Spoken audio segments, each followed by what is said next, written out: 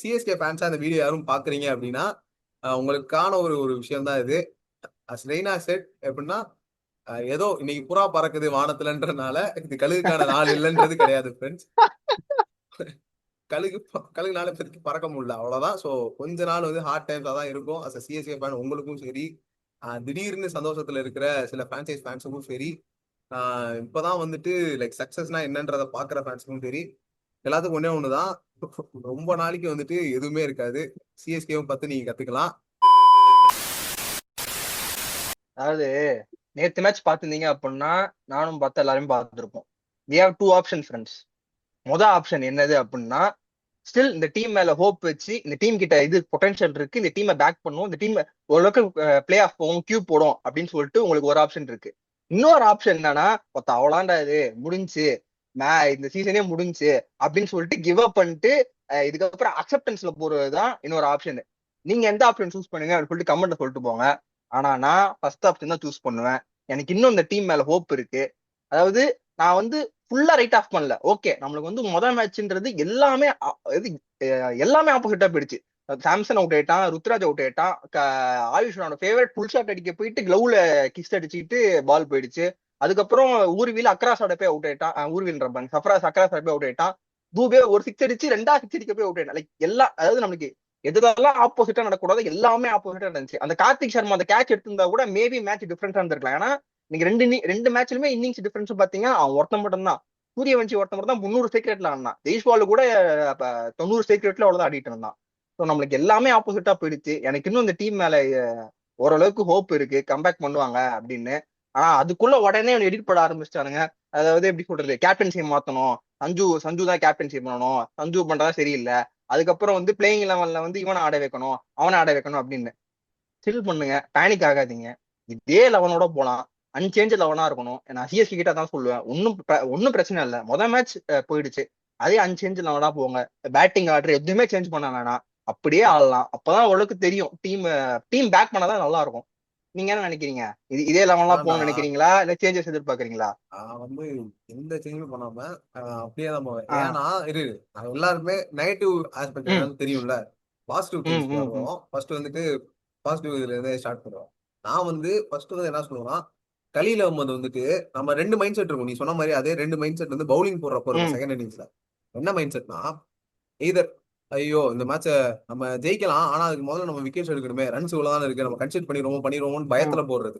இன்னொன்னு வந்து என்னன்னா, எப்படியோ தோத்தாச்சு, இனிமே வந்துட்டு சும்மா நான் டெலிவரி பண்ண போறேன்டா அப்படின்ற மாதிரி தான் கலீல் அஹ்மத் வந்து என்ன அடிச்சுக்கோ எது வேணா பண்ணிக்கோ அப்படின்ற மாதிரி தான் போட்டானே. சீரியஸா ஃபர்ஸ்ட் ஓவர் பார்த்ததும் சரி, செகண்ட் ஓவர் கலீல் ஓவரும் சரி, 9 ரன்ஸ் 10 ரன்ஸ் போச்சு, 9 ரன்ஸ் போச்சு செகண்ட் ஓவர். ஃபர்ஸ்ட் ஓவர் வந்துட்டு டீசென்ட் 6 ரன்ஸ் தான் போச்சு. லாஸ்ட் ஒரு அத 4 கேட்ச் வச்சுட்டோம். பேருக்கும் விட்டுருப்பாங்க. அது விட்டுருப்பாங்க. ஆனா சூப்பரா இருந்துச்சு. கலீல் அஹ்மத் வந்துட்டு சீரியஸாவே நல்லா பண்ணான் ஃப்ரெண்ட்ஸ். என்னதான் அடி வாங்கினாலுமே சீரியஸா கலீல் அஹ்மதோட பவுலிங் உண்மையே நல்லா இருந்துச்சு. நூர் அஹ்மத் வந்துட்டு அப்படியே வந்து போடுறான் அப்படின்ற மாதிரி தான் இருந்துச்சு. அதை விட்டுறலாம். மற்றபடி பெருசா பவுலிங்ல வந்துட்டு வேற யார்கிட்டயும் நான் எதுவும் பார்க்கல. பவுலிங்ல இது உனக்கு நல்லா இருந்துச்சு. கேட்ச் வந்து என்னன்னா, கார்த்திக் சர்மா கேட்ச் எடுக்காது எனக்கு பெருசாலாம் தெரியல. ஏன்னா ரிவர்ஸ்ல போறப்போ ஓகே அது அது ஃபம்பிள் ஆகும். ஏன்னா ரொம்ப டஃப்டா. அது டஃப் வந்து தான். ஒரு ருத்ராஜ், வேற யாரு நம்ம ஃபர்ஸ்ட் டீமோட தடவை பெஸ்ட் ஐபிஎல் ஃபீல்டரு. ஆடுறாடா. ஃபர்ஸ்ட் தடவை ஐபிஎல் ஆடுறான். மொத இரு மேட்ச் முத மேட்சே அப்படி நீ அதுவும் முத ஓவரே பின்னாடி போகுது, அது நீ பிடிக்கணும் அப்படின்றப்போ அவன் சரி அவன் ஓகே. ட்ரை பண்ணதே அவன்கிட்ட கேட்ச் போயிட்டு ஓரளவுக்கு கையில எடுத்துறான். அதுவே இல்ல பெரிய இல்ல அவனுக்கு அப்பாடு அது கொடுத்தான் அது அவனும். பாசிட்டிவ் தான், அது ஓகே. ஆனா அதுக்கப்புறம் அவன் பண்ணதுதான் எனக்கு ரொம்ப லெத்தாஜிக்கா தெரிஞ்சது. என்னன்னா, ப்ரோ போங்க ப்ரோ, தயவு செஞ்சு ப்ரோ விட்டுங்க, கேட்ச விட்டுட்டீங்க. அதுக்கடுத்து மெதுவா ஜாயிங்ல போயிட்டு அது போகாதுன்ற ஒரு ரொம்ப அலட்சியமா போன மாதிரி தான் எனக்கு தோணுச்சு. அது வந்து மாத்தி இருக்கலாம். அதே மாதிரி பேட்டிங்ல வந்துட்டு நான் வந்து சொல்றேன் 94 ஃபார் 9 கைஸ். அதுக்கப்புறம் 56 ஃபார் 6 நினைக்கிறேன். அங்க இருந்து 127 வந்துட்டு சத்தியமா வந்துட்டு வேற எந்த டீமா இருந்தாலும் ஆனா 70 ஆல் அவுட் ஆர்சிபிலாம் வந்துட்டு முடிச்சிருப்பானுங்க. அந்த மாதிரிதான். ஆனா சீரியஸா சொல்றேன், 127 வந்துட்டு டீசன்ட் ஸ்கோர் தான். கரெக்ட் புரியுது. 12.1 ஓவர்ஸ்லேயே முடிச்சிட்டாங்க. பெரிய ஸ்கோர் இல்ல தான். 127 கரண்ட் சுச்சுவேஷன், இப்போ இருக்கிற ஜென்ரேஷன் ஆஃப் ஐபிஎல்ல வந்துட்டு T20 மேட்சஸ்ல இது ஒரு ஸ்கோரே கிடையாது. பவர் பிளேல அடிக்கிற ஸ்கோர்னு சொல்றதெல்லாம் புரியுதுதான். பட் எனக்கு தூபே தவிர்த்து மீதி எல்லாரும் அடிச்சதுமே வந்துட்டு எப்படின்னா ஓகே ஷாட்டுக்கு தூபே அண்ட் மேத்யூ ஷாட் வந்து செக் பண்ணிட்டு இருந்தான் அந்த இடத்துல. ஷாட் என்ன ஷாட் ஆடலாம், போலாமா வேணாமா, தட்டலாமா வேணாம். லைக் லிட்டரலா சொல்ல போனா மேட் ஹென்ரி மாதிரி மேத்யூ ஷாட் விளாண்டான். அந்த மேட் ஹென்ரி விளாண்ட ஆஹ் ஷாட்டை தான் மேத்யூ ஷாட் விளாண்டான். சீரியஸா ஒரு பேஸ் பவுலர், இங்க என்ன ஸ்பின்னர், அவன் அவ்வளவுதான் வந்து வித்தியாசம். காட்டன் போல்டு, அவன் காட்டன் போல்டு, இவன் வந்து மிட் இது ஆஃப் ஸ்பின் லெவல் பவுலர், அங்க பேஸ் பவுலர், அவ்வளவுதான் வித்தியாசமே மிட் தவிர்த்து ஆஃப் வேற லெவல். ஒண்ணுமே இல்ல கைஸ். ஜஸ்ட் செக் பண்ணிட்டு இருந்தான் அந்த பால் எப்படி வருது அப்படின்ட்டு. அதே மாதிரி தூபே வந்துட்டு என்னன்னா சிக்ஸ் வந்துருச்சு. Like அவன் பொறுமையா விளாண்டுருந்தானா கண்டிப்பா சொல்றேன் 150 போயிருக்கும் guys ஸ்கோர். தூபே பொறுமையா விளாண்டுட்டானா அந்த இது வச்சுட்டு எப்படியா தட்டி திட்டி அங்கிட்டு இங்கிட்ட அடிச்சிருந்தானா ஓவர்டன் கூட சேர்ந்து எங்கேயாவது ஒரு பார்ட்னர்ஷிப் கிடைச்சிருக்கும். நம்ம அவ்வளவு இதா வருத்தப்பட தேவையிருந்திருக்காது. நிறைய சொல்லலாம் guys, எப்படி வேணா போயிருக்கும்னு மேட்ச் நம்ம சொல்லலாம் தான். ஆனா மத்தபடி மீதி எல்லாருமே வந்துட்டு என்னன்னா எப்படி சொல்றது, நல்லா பிளான் பண்ணி வந்தாங்க ராஜஸ்தான். அஸ்வின் சொன்ன மாதிரி தான் கமெண்ட்ரியில சிஎஸ்கே சொதப்புனது உண்மைதான்.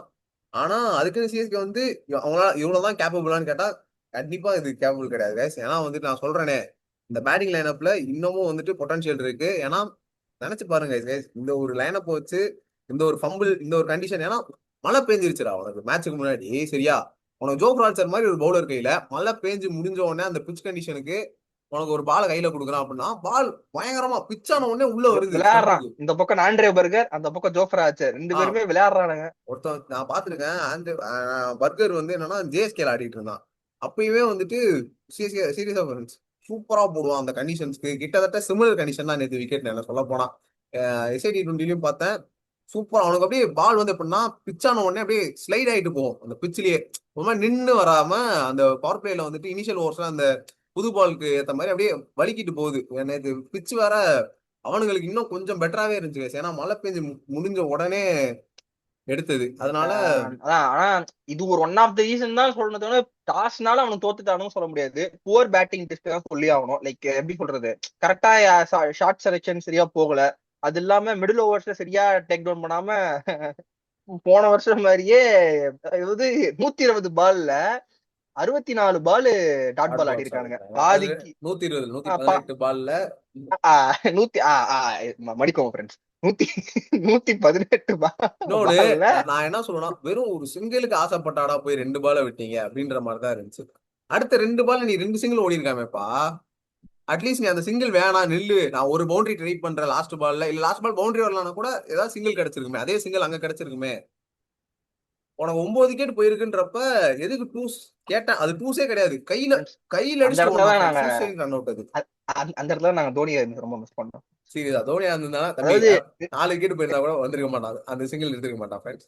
இல்ல இல்ல, நான் வந்து அது ஒத்துக்கிறேன். அதாவது இவனுங்களே நிறைய பேர் கேட்டானுங்க, ஏய் தோனி இருந்திருந்தா நல்ல வேளை தோனி இல்ல இருந்திருந்தாரு அப்படின்னா அந்த ஆள் இதை விட கட்டை போட்டிருப்பாரு. ஆனா தோனி இருந்திருந்தாங்க அப்படின்னா பெஞ்ச்ல ஒரு காம் இருந்திருக்கும் ஃப்ரெண்ட்ஸ். லைக் வந்து பயங்கரமா பேனிக் கேட்டாங்க, பார்த்தாலே தெரியுது. அதாவது கார்த்திக் சர்மா வந்து நான் என்ன பண்றேன், அப்பதான் வரான் தூபே, அப்பதான் வரான். ஃப்ரெண்ட்ஸ் ஐயோ இன்னொன்னு நம்மகிட்ட இல்லையே, நம்ம நம்மள இருந்து டீமே இருக்குன்னு சொல்லிட்டு ஒரு சிக்ஸ் அடிச்சு திரும்பி சிக்ஸ் அடிக்க போறான். எல்லாருமே அந்த ஒரு பேனிக்லயே இருந்தானுங்க. ஆனா தலா இருந்திருந்தாருன்னா அந்த ஒரு பேனிக் தான் வச்சிருக்க மாட்டாரு. ஏய் நான் இதெல்லாம் ஒரு ஸ்கோர் புண்டை, இதெல்லாம் ஒரு மேட்ச் அப்படின்னு சொல்லிட்டு அந்த ஆள் வந்து ஒரு காமா கம்போஸா வச்சிருப்பாரு. அது வேணா கொடுத்தே ஆகணும் அந்த ஆளுக்கு. அதே மாதிரி இந்த சொல்லுப்பா சொல்லுப்பா. சேனாதிபதினு நினைக்கிறேன் ஒரு பிளேயர் நம்ம டீமுக்கு ஆடிட்டு இருந்தாரு. அவரு என்ன மாட்டோம்னா 2023 குவாலிஃபயர் ஜிடியோட தான் நினைக்கிறேன். ஃபர்ஸ்ட் ஜிடியோட அந்த மேட்ச் குவாலிஃபயர்ஸ்ல வந்துட்டு என்ன இருக்கும்னா டக்கு ஒரு பாலை விட்டுருப்பான் பேனிக் ஆயிட்டு. தோனி உடனே வந்துட்டு இப்ப சொல்லிப்பான் ரிலாக்ஸா இரு அப்படின்னு இருப்பான். உடனே அடுத்தது என்ன ஆகும்னா டேரக்ட் ஹிட். அடுத்த 2 பாலுக்கு அப்புறமே டேரக்ட் ஹிட். டேரக்ட் அடிச்சு ரன் அவுட். ஃப்ரெண்ட்ஸ் அந்த ஒரு ஒரு காம் மைண்ட் செட், ஒரு அந்த ரிலாக்ஸா ஆள் நீ இரு, இருந்தாருன்னா ரிலாக்ஸா ஒரு இரு ஏன்னா அப்படின்ற மாதிரி இருக்கும். ஏன்னா எக்ஸ்பீரியன்ஸான ஆளு அவர் வந்து அவர் இந்த மாதிரி சுச்சுவேஷன்ல 1000 மேட்ச் பார்த்திருப்பாரு. இந்த மாதிரி டக்குன்னு விக்கெட் கொலாப்ஸ் ஆகுறதுன்றது. ஸோ அந்த ஆள் பெஞ்சில இருந்தாரு, அட்லீஸ்ட் டக் அவுட்ல இருந்திருந்தாருன்னா கூட ஒரு காம்னஸ் இருந்திருக்கும். நீங்க டக் அவுட் பார்த்தாலே பிளெமிங் மூஞ்சில ஒரு மாதிரி அவன் பிளெமிங் பார்த்து ஐயோ நம்மளதானே கடிக்க வருவானுங்க இவனுங்க திருப்பி அப்படின்னு இன்னொன்னு சொல்லிட்டு ருத்ராஜ் மேனேஜ்மெண்ட். பாவம். அவனால எதுவுமே பண்ண முடியல. என்ன ஏன்னா இப்போ ஃபுல் அண்ட் ஃபுல் எல்லாருமே அடிக்கிறது ருத்ராஜ தான். கேப்டன்சி சரியில்லை, இவனாலதான் டீம் இப்படி ஆயிடுச்சு. ஏன்னா அவன் தான் ஃப்ரெண்ட்ஸ் வந்து பாத்தீங்கன்னா 2024 இருந்து அவன் தான் கேப்டன்சி எடுத்தானா. பார்த்தா 2024 இருந்தா சிஎஸ்கே டவுன் ஃபால் ஆரம்பிச்சது. குவாலிஃபை ஆகல, அடுத்த வருஷம் லாஸ்ட்ல முடிச்சாங்க. இப்ப இந்த மாதிரி இருக்கும் போது அவனுக்கு அவன் மேல ரொம்ப ஏற்கனவே பிரஷர்ல தான் இருக்கான். இந்தியன் டீம் ரெப்ரசென்ட் பண்ணணும், நம்ம கிட்ட நல்ல கேம் இருக்கு, ஆனாலுமே இந்தியன் டீம் சான்ஸ் கிடைக்காம இருக்குன்னு அந்த பிரஷர். இப்ப அது இல்லாம கேப்டன்சிலுமே இவ்வளவு பெரிய பிரான்சைஸ் தோக்குறது நான் தான் காரணமாயிட்டனும் அப்படின்ற பிரஷர்லயும் இருக்கான். அவனை பார்த்தா பாவமா தான் இருக்கு, ஒண்ணுமே பண்ண முடியல. அவன் எப்படி இருந்து வெளில வருவானே தெரியல. வேணாம். எனக்கு வந்துட்டு அடுத்து என்ன விஷயம்னா மேல ஆடணும், கீழே இந்த பிளேயரை மாத்தணும், இல்ல அந்த மாதிரிலாம் நான் பண்ண மாட்டேன். எனக்கு எனக்கு வந்து தெரிஞ்சு அன்சேஞ்ச் லெவன் போகணும், ரா எதுவுமே வேணாம். இல்ல இல்ல நான் என்னன்னா எனக்கு வந்து என்னன்னா அடுத்த மேட்ச் வின் பண்றதுக்கு என்ன பண்ணணும், யாருக்கு என்னென்ன ஸ்ட்ராட்டஜி வரணும், ஒரு நல்ல கேம் பிளானோட போகணும். எனக்கு இப்போதைக்கு அஸ் அ ஃபேனா நீங்க எதை பத்தி யோசிக்கணும்னா இவனை மேல ஆட வைக்கலாமா, இவன் நல்ல பிளேயரா, எல்லாருமே நல்ல பிளேயர் தான். என்னன்னா உனக்கு வந்துட்டு எவன் இருந்து நீ எப்படி எப்படி சொல்ற அட்மோஸ்ட் நீ எவ்வளவு ரிட்ரை பண்ண முடியுமோ அவ்வளவு இது எடுத்துக்கணும் அவன் இருந்து, அவ்வளவுதான் பார்க்கணுமே தவிர்த்து மேல ஆட வைக்கிறது கீழே எங்க ஆடினாலுமே மேட்ச் மேட்ச் தான். ஸோ நல்ல ஒரு கேம் பிளானோட போயிட்டு அடுத்து பஞ்சாபோட மேட்ச். ஸோ கண்டிப்பா வந்துட்டு செம சைடு, பஞ்சாபும் சரி ஆர்சிபியும் சரி டெப்த் இருக்கு, நல்ல பவுலிங் இருக்கு. ஸோ அதுவும் இல்லாம அவங்களோட ஹோம்ல வேற ஆர்சிபிக்கு, நம்ம பஞ்சாபு நம்ம ஹோம்ல. ஸோ பார்க்கலாம் ஃப்ரெண்ட்ஸ் எப்படி வந்துட்டு அடுத்த வரப்போற மேட்சஸ் எப்படி ஆட போறாங்கன்னு. எனக்கு வந்துட்டு ஸ்டில் பேட்டிங் மேல நம்பிக்கை இருக்கு. பவுலிங்லயும் நல்ல என்ன காமிச்சாங்க சீரியஸா, ரொம்ப வந்து சோர்ந்துலாம் போல. இவனுங்க தான் இந்த எஸ்ஆர்ஹெச், ஆர்சிபி, அதுக்கப்புறம் எம்ஐ, அதுக்கப்புறம் இந்த டீம் இன்னைக்கு ஆடின டீம் ராஜஸ்தான், இவனுங்க தான் வந்துட்டு ஆக்ரோஷமான பேட்டிங். இவனுங்கிட்ட ஒரே ஒண்ணுதான், either to this extreme or that எக்ஸ்ட்ரீம்ன்ற மாதிரி தான். ஒண்ணு அடிப்பானுங்க, இல்லாட்டினா ஆல் அவுட் ஆவானுங்க. ஒரு ஒரு பாஸ் ஸ்கோரை வந்துட்டு ரிலே பண்ணி ஆட மாட்டானுங்க. அதுதான் எனக்கு பிரச்சனையா தெரியுது. ஆனா சிஎஸ்கே இன்னமும் அதே மைண்ட் செட்ல தான் இருக்கானுங்க. இல்ல இல்ல நாங்க வந்து ஒரு 160 180 தான், 180 தான் எப்பயுமே எங்களுக்கு வந்துட்டு ஒரு இதா இருக்கு, அதான் நாங்க போர்டுல போகணும்னு நினைக்கிறோன்ற மாதிரி தான் எப்பயுமே உள்ள போறதே. ஸோ எனக்கு வந்துட்டு அதுதான் கரெக்டான கிரிக்கெட்னு தோணுது. ஆனா அதுக்கேத்த பவுலிங் இல்ல. இப்போ இருக்கிற பவுலிங்ல வந்துட்டு ஒரு 240 தான் சேஸ் பண்ணிடுவானுங்க போல ஈஸியா. அப்படிதான் இருக்கு. ஒரு காலத்துலலாம் அதான் நீ வந்து அந்த பார்த்தா 240 இங்கிலாந்து சவுத் ஆப்பிரிக்கா 2016 சேஸ் இருக்கும் ஒண்ணு, 10 வருஷத்துக்கு முன்னாடி. அது ஜோ ரூட். சரியான ஜோ ரூட்டோட அந்த நாக்கு வந்துட்டு அதுவும் சரி சூப்பரான சேஸ். அதெல்லாம் இப்பெல்லாம் பார்க்கவே முடியாது. அந்த 200+ சேஸ் எல்லாம் ரொம்ப கஷ்டம் கைஸ். பார்த்தா ஈஸியா அடிக்கிறானுங்க. பேட்டிங் ரொம்ப வந்துருச்சு. எனக்கு தெரிஞ்சு பவர் சர்ஜ் மாதிரி ஒரு ஏதாவது ஒரு இது இம்பாக்ட் பிளேயர் தயவு தூக்கிட்டு பவர் சர்ஜ் மாதிரி ஒரு ஒரு நல்ல ரூல் ஏதாவது வந்தா சூப்பரா இருக்கும். தெரியல, பார்ப்போம். ஃப்ரெண்ட்ஸ், இந்த மேட்ச் போயிடுச்சு. பட் இப்படிதான் சீசன் இருக்கும் அப்படின்றது சொல்ல முடியாது. Could be a comeback. நம்ம அடுத்த மேட்சே ஒரு நல்ல டீசென்டான, ஆனா இப்போதைக்கு நம்மளுக்கு என்ன பயங்கரமான டிராபேக் அப்படின்னா இன்ஜுரிஸ். அது இல்லாம என்ன ஆர்ஆர் சரியான அடி. அவங்க வந்து எவ்வளவு 8 ஓவர் ஸ்பேர்ல முடிச்சிருக்காங்கன்னு நினைக்கிறேன். 8 ஓவரா எவ்வளோடா? 8 7.5. ஓவரா? ஆமா. அரௌண்ட் 8 ஓவர் ஸ்பேர்ல முடிச்சிருக்கானுங்க. என்ன ஆறா சரியான அடி. இதுக்கப்புறம் நம்ம ஃபர்ஸ்ட் மேட்ச் ஜெயிக்கணும். அதுவே ஒரு பெரிய விஷயம். ஏன்னா எல்லா டீமும் ஸ்ட்ராங் ஆயிட்டானுங்க. இப்ப மேட்சும் ஜெயிக்கணும், அது இல்லாம நல்ல டிஃபரெண்ட்லும் ஜெயிச்சாதான் உனக்கு அந்த கியூ போறதுக்கான சான்ஸ் இருக்கு. முதல்ல நம்ம அதான் அவ்வளவு லாங் டிஸ்டன்ஸ் யோசிக்க வேணாம். ஃபர்ஸ்ட் அடுத்த மேட்ச் யோசிப்போம். நம்ம அடுத்தடுத்த மேட்ச் கூட வேணாம். சிம்பிளா இப்ப பஞ்சாப் கிங்ஸ் என்ன இருக்கு, அவனோட ஸ்ட்ரென்த் என்ன, அவனோட வீக்னஸ் என்ன, நம்மளோட ஸ்ட்ரென்த் என்ன, நம்மளோட வீக்னஸ் என்ன அப்படின்னு சிம்பிளா பிளான் போட்டு சிம்பிளா அடி டீமை காமா வச்சுக்கிட்டு பிரஷர் அந்த பழைய மேட்ச் எடுத்துட்டு வராம பேனிக் ஆகாம அதே அதே லெவனோட போனாதான் ஒரு டீம்லயும் ஓரளவுக்கு காம் அட்மாஸ்பியர் இருக்கும். ஒரு மேட்ச் தோத்தோடனே டமால் டமால்னு இவனை பேட்டிங் ஆடுற முன்ன அவன் முன்ன இவன் பின்னான்னு போடுறது, பிளேயிங் லெவன்ல 2 3 சேஞ்ச் அதெல்லாம் பண்ணாம அதே லெவன்ல மேபி ஒரு சேஞ்ச் எங்கேயாவது சம்திங் நீ இதுக்காக சென்னையில் ஆடுறன்றதுக்காக மேபி அதை சேஞ்ச் பண்றதை தவிர மோஸ்ட்லி காமா இருந்து பேனிக் ஆகாம ஆனானா there could be a Yes. chance friends. அதே மாதிரி சொல்றேன். எனக்கு வந்து கண்டிப்பா பிளேயிங் லெவன் உள்ள தோனி வேணும் guys. ஏன்னா நான் பார்த்தேன். எனக்கு வந்து என்ன தோணுச்சுன்னா கார்த்திக் சர்மா சூப்பரா விளாண்டாங்க. சீரியஸா வந்துட்டு நான் நினைச்சேன் ஒரு பால் வந்துட்டு பிஷ்னாய் போட்ட பால், லாஸ்ட் பால் அந்த ஓவர்ல ஒரு ஷாட் சிக்ஸ். அடிச்சான், 6. செம ஷாட் கைஸ். அதாவது சர்ஃப்ராஸ் கானும் அதே ஷாட் சிங்கிள் அடிச்சான், மடக்கி ஐ மீன் தரையை விட்டு அடிச்சான். சரிங்களா, எனக்கு அப்பயே என்ன தோணுச்சுன்னா சர்ஃப்ராஸ் கான் ரொம்ப அக்ராஸ் போயிட்டு இருந்தா. எல்லா பாலும் ஷார்ட் பால் ஓகே, நீ வந்து ஃபுல்லர் லென்த் பால் எல்லாத்துக்குமே ரொம்ப அப்படியே எப்படி சொல்றது ஸ்வீப்னு போறப்போ கரெக்டா மாட்டிக்கிட்டாங்க. ஏன்னா கொஞ்சம் ஸ்லோவா வந்துச்சு அந்த பால் எக்ஸ்பெக்ட் பண்ணதை விட. ஏன்னா டோட்டலா டிசீவ் ஆயிட்டான். பேட்டு முன்னாடியே போயிடுச்சு, பால் அதுக்கப்புறம் தான் பேட்டோட அந்த லைனே கிராஸ் பண்ணுச்சு. அப்படின்ற பட்சத்துல அதான் கைஸ், அதான் அவன் ஸ்ட்ரென்த் அதுதான், லெக் சைடு தான் சர்ஃப்ராஸ்க்கு ஸ்ட்ரென்த், இல்லைன்னு சொல்லல. ஆனா எனக்கு என்ன தோணுச்சுன்னா ஆஹ் கொஞ்சம் அடாப்ட் பண்ணி ஆடி இருக்கலாம் அப்படின்னு தான் தோணுச்சு, எல்லா பிளேயரையும் கம்பேர் பண்ணி. ஏன்னா ருத்ராஜ் வந்து ரூம் கிரியேட் பண்றேன்னு சொல்லிட்டு ஸ்ட்ரைட்டா நடு ஸ்டெம்புக்கு வந்த பால விட்டுட்டாங்க. லைக் அதுதான் வந்துட்டு பிரச்சனைன்னு சொல்றேன். ஏன்னா நீ வந்துட்டு இப்போ உனக்கு லெக்ல போடுறான் அப்படின்னா உனக்கு அந்த ஸ்ட்ரென்த் இருக்கே, நீ அப்புறம் ஏன் வந்துட்டு ஓகே நீ ஏதாவது ஒரு 2 இது அன்கம்ஃபர்டபுளா ஃபீல் பண்ணனா பரவாயில்ல, அதுக்கு ஏத்த மாதிரி அட்ஜஸ்ட் பண்ணி அடிக்கணும். எனக்கு ஒரே ஒரு இன்னிங்ஸ் தான் guys. நீங்க எப்படியாவது இந்த ஒரு விஷயத்த மட்டும், ஒருவேளை நான் நான் சொல்ற அளவுக்கு பெரும்புழுத்திலாம் இல்ல, யாராவது அப்படி நினைச்சீங்கன்னா நினைச்சுக்கடா, ஆமாடா அப்படிதான்டா பேசுவேன் அப்படின்ட்டு. என்னன்னா ஷேன் வாட்சன் வந்துட்டு 10 பால் பிடிச்சி 0 ரன்ல இருந்தப்போ எனக்கு அந்த ஃபைனல்ஸ் பாக்குறப்போ எப்படி இருந்துச்சுன்னா செம்ம கடுப்பாச்சு. டேய் என்னடா இவன் ஏன்டா அப்படி பண்றான், ஐயோ அவனே தோக்க வச்சிருவான் போல அப்படின்னு நினைச்சேன்னா ஒரு 3/4 மணி நேரத்துக்கு அப்புறம் ஷேன் வாட்சனை போயிட்டு பிரைஸ் பண்ணிட்டு இருந்தேன். அதுதான் கிரிக்கெட் சீரியஸா. போயிட்டு முட்டி போட்டுட்டு இருந்தோம் எல்லாருமே ஷேன் வாட்சன் அவ்வளவுதான். முன்னாடி போயிட்டு. போயிட்டு சீரியஸா கைஸ் 110 நூத்தி 110 ரன் என்னமோ அடிச்சிருந்தோம், 114 ரன் என்னமோ அடிச்சிருந்தான் 55 பால்ல. அந்த ஆள் வந்து 200க்கு மேல ஸ்ட்ரைக் ரேட்ல ஆடிட்டு இருந்தான். அதாவது 10 பால் லெஸ் பண்ணிக்கோங்க, 45 பால்ல 110 ரன். அதுதான் கிரிக்கெட் கைஸ். நீங்க வந்துட்டு டக்கு ஐயோ நான் ஒரு 4 டாட் பால் ஆடிட்டேனே ப்ரெஷர். ஆனா நம்ம பார்த்து ருத்ராஜ் அப்படி அது கிடையவே வேணாம். கிடையாது. அதாவது நம்ம பார்த்த ருத்ராஜ் எப்படின்னா, அவன் எப்படின்னா பொறுமையா ஆடுவான். அதாவது விராட் கோலி எனக்கு கலாய்க்கிறது காரணமே அதுதான். அதாவது ஸ்டார்டிங்ல ஒரு இது பண்ணாலும் அப்புறம் ஸ்பின்னர் மானாவாரி அடிப்பான் ஃப்ரெண்ட்ஸ். நம்மளால இன்னொன்னு சரியான ஸ்பின்னர் இட்டாரு. ஸ்பின்னர் வந்துட்டு அந்த ஃபுல்லர் லென்த், ஐ மீன் ஆஃப்ல வர பாலை வந்துட்டு இறங்கி போய் அடிக்கிறதும், லென்த்ல வர பாலை வந்துட்டு பேக் ஃபுட்ல லெக்ல அடிக்கிறதும் சரி. இறங்கி போய் ஆஃப்ல வர பாலை இறங்கி போய் மேல லாக் பண்ணிடுவான். ஷாட் அடிப்பான், இறங்கி போய் வைக்க தான் செய்வான். சூப்பர். நேற்று கிட்டத்தட்ட ஓவர்டன் வந்து அழகா ஜடேஜாவை இருக்கும். அடிச்சான். பாக்குறதுக்கே அப்படியே எப்படி சொல்றது பரிசுத்தமா இருந்துச்சு ஃப்ரெண்ட்ஸ். அவ்வளவு அதான் பிரச்சனை. இதுல ஏதாவது செம செம பாசிட்டிவ்னு மேட்ரு. பாத்தீங்கன்னா ஓவர் டென் சரியான பாசிட்டிவ். நம்ம நினைச்சிட்டு இருந்தோம்னா ஓவர் டென் பார்த்தா சூப்பரா ரெஸ்பான்சிபிள் எடுத்து கடைசி வரைக்கும் நின்று அந்த ஒரு சிங்கிள் மட்டும் ஓடாம கம்முன்னு நின்று இருக்கலாம். சரி பட் பரவாயில்ல, அவனுக்கு இவ்வளவு பண்ணிருக்கான், அதை மட்டும் மனுஷன் டீம் எங்கேயோ விட்டுலாம். முடிஞ்சிருக்கும்டா. டீம் எங்கேயோ முடிஞ்சிருக்கும். ஆர்ச்சர் ஓவரை வந்துட்டு அவன், எனக்கு என்ன பயமா இருந்துச்சுன்னா ஆர்ச்சர் ஓவரை இவனே வந்து பயங்கரமா ஸ்ட்ரகிள் பண்ணிட்டு இருந்தான். ஏதோ டெய்லண்டர் மாதிரி தான் இவனே விளாண்டுட்டு இருந்தான். சத்தியமா ஆர்ச்சர் வந்து பவுலர்ஸ் எல்லாம் சிக்கி இருந்தானுங்கன்னா போட்டிருப்பான் 4 பால் ஸ்டெம்ப்லயே போட்டு 4 விக்கெட் எடுத்து கிளம்பியிருப்பான். சோ உண்மையிலே அதுக்கு நிறைய பெரிய அப்ளாஸ் கொடுத்தே ஆகணும் அவனுக்கு. பாசிட்டிவ்னு பாத்தீங்கன்னா கார்த்திக் சர்மா கிட்ட ஒரு ஸ்பார்க் தெரியுது. அதாவது இவன் ஒரு பொட்டன்ஷியல் தெரியுது. கார்த்திக் சர்மா கிட்ட பொட்டன்ஷியல் தெரியுது. இவன் வந்து ஓவர் டென் நல்ல இது. கலீல் அகமது இன்னும் அந்த ஃபார்ம்லயே இருக்கான். 100 சப்போர்ட் இல்ல, அதாங்க எரிச்சலா இருக்கு. ஏன்னா இப்ப ஒரு இல்ல இல்ல பக்கம் 100 இன்னொரு நேத்து பக்கம் மேத்யூ ஷாட்டோ யாராவது ஸ்கோரும் இல்ல. அதுவும் விஷயம் இல்ல தான். சொல்லு. நேத்து வந்து ஆக்சுவலா பிரசாந்த் வீர் தான் உள்ள விளாண்டு இருக்கணும். எய்தர் பிரசாந்த் வீர் ஆர் ராகுல் சகர் தான் சொல்லியிருப்பேன் ஸ்பின்னர்ஸ்க்கு. ஆனா பரவாயில்ல, நம்மகிட்ட பேக்கப் நல்லாவே இருக்கு. ஏன்னா நேத்து பிரீவிஸ்க்கு பதிலாக தான் ஷாட் விளாண்டான் ஆப்வியஸா. அண்ட் ஓவர் டென்ட்டையும் வந்து அடிச்சானுங்க, பவுண்டரிஸ் போனானுங்க ஓவர் டென் வந்துட்டு.